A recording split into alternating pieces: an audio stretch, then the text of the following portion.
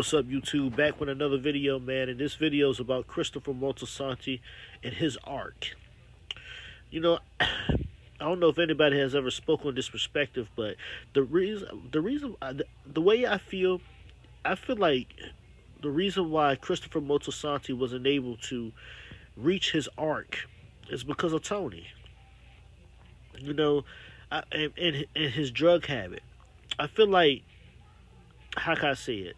I feel like Christopher Moltisanti, like he said in one episode, he wanted to be a movie director. You know, he wanted to be a music producer. He wanted to be a lot of things. You know, but once the drugs got into it, it messed all of that up. But when Tony comes into play is the fact that not only Tony had a I feel like Tony sort of had a resentment towards Christopher, even though he loved him, but he had a resentment towards him.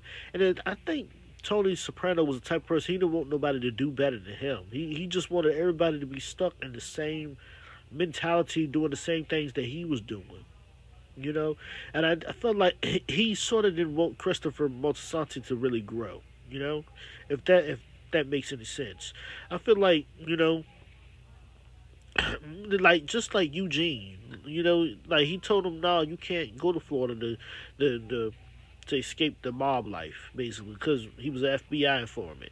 You know, just to use as an example. But I mean, it seemed to me just Tony didn't want nobody to really grow that much. But Christopher, even in Christopher Moltisanti's case, I feel like if he would have done more to get off the drugs, he could have reached his arc. He could have found redemption. But instead he meets his fate in a car accident. Really could have survived that if Tony didn't strangle him to death.